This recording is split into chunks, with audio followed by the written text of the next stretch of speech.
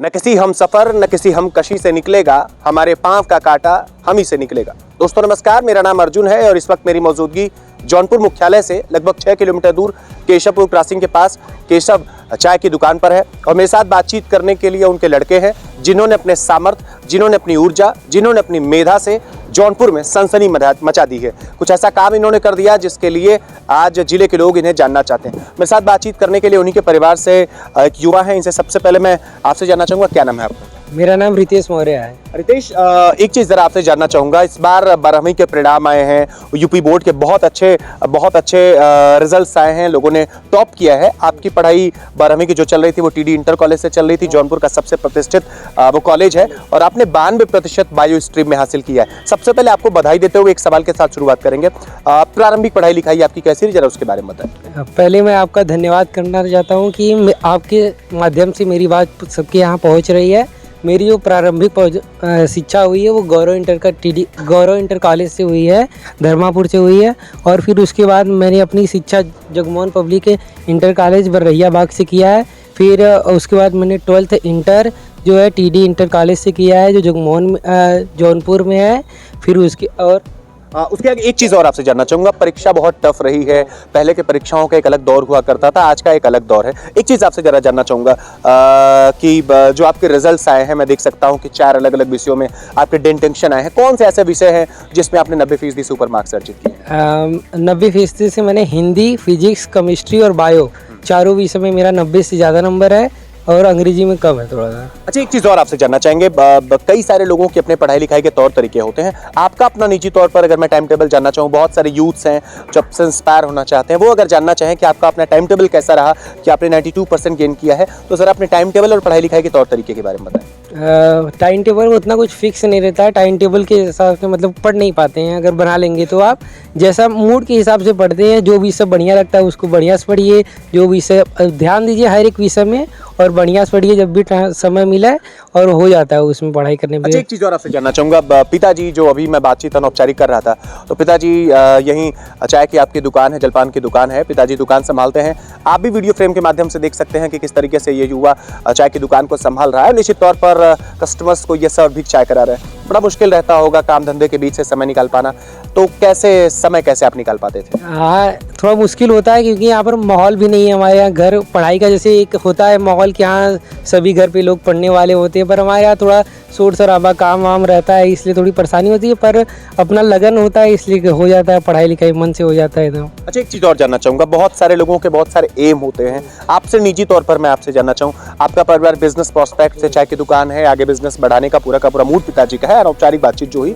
आपसे निजी तौर पर जानना चाहूँगा, क्या कुछ सोचा है इन फ्यूचर, आपको क्या कुछ बनना है? फ्यूचर में तो वैसे कुछ फिक्स तो होता नहीं है, पर अभी हालात ऐसा है कि मेरा मतलब एम है MBBS करके एक बढ़िया डॉक्टर बनना।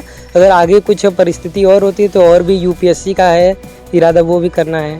एक चीज़ और आपसे जानना चाहूँगा, बहुत आउटस्टैंडिंग आपने स्कोर किया है, बहुत बढ़िया आपका रिजल्ट आया है, 92% आया, जिले में आपकी एक अच्छी रैंक भी है। आपसे जानना चाहूँगा कि ये इंस्पिरेशन, ये जो प्रेरणा आपको मिली कि आपने इतना बढ़िया किया, इसके पीछे कौन है? इसके पीछे मतलब माता पिता और शिक्षकों का है। माता पिता बड़ी मेहनत करते हैं, वो देख के और भी पढ़ने का मन करता है, और शिक्षकगण भी मोटिवेट करते थे हमारे उस स्कूल में, और इसलिए और बढ़िया पढ़ने का मन है। तो अभी पढ़ाई लिखाई यहीं जौनपुर से ही करनी है या फिर कुछ प्लान बना है कि बाहर जाकर के पढ़ाई लिखाई? अभी एक फॉर्म भरे हैं नीट का, उसका पेपर 5 मई को होगा।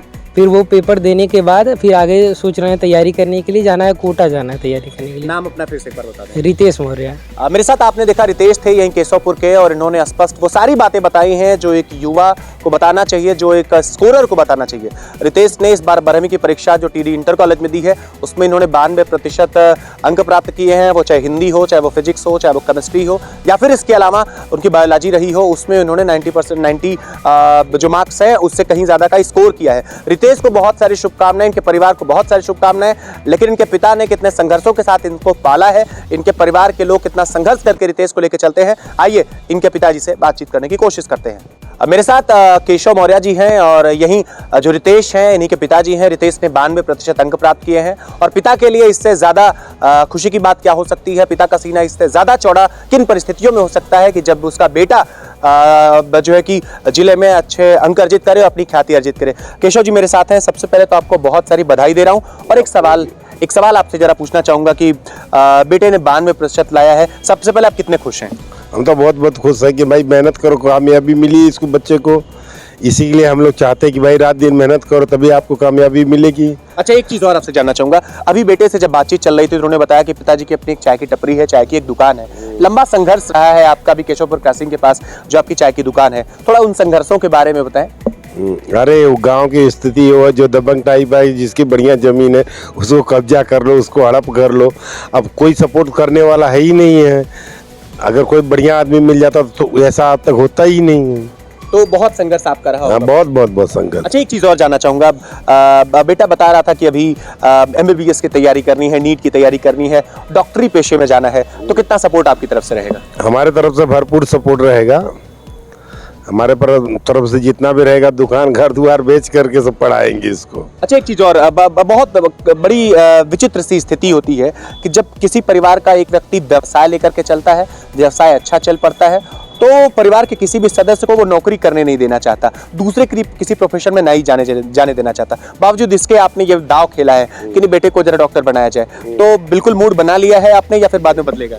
नहीं, बिल्कुल मूड बना लिए हैं हम लोग कि लड़के को पढ़ाना, बढ़िया नाम रोशन करेगा। पैसा तो सब लोग कमाते हैं, पैसे से इज्जत सम्मान थोड़ी मिल जाती है। एक से IAS PCS से इतना पैसा कमाए मगर उनका कहीं सम्मान नहीं, कहीं इज्जत नहीं है। खुश हैं एकदम? एकदम खुश है, एकदम खुश है। देश की सेवा करो, बढ़िया अच्छा काम करो, जिसे जनहित में कार्य हुआ उसको करो पहली बात। तो आपने देखा कि मेरे साथ केशव मौर्य जी थे बातचीत करने के लिए। रितेश हैं, इन्होंने TD इंटर कॉलेज से 92% अंक प्राप्त किया है। इनके परिवार को, आपको, आपके भाई साहब हैं और पूरे के पूरे परिवार को मेरी तरफ से बहुत सारी शुभकामनाएं, और ये उम्मीद करता हूं कि इसी तरीके से ये नौजवान इंकलाब बुलंद करते रहेगा और जौनपुर के छाती को और ऊंचा करता रहेगा। जुड़े थे आप मेरे साथ, जुड़े थे आप स्वराज के साथ। नमस्कार।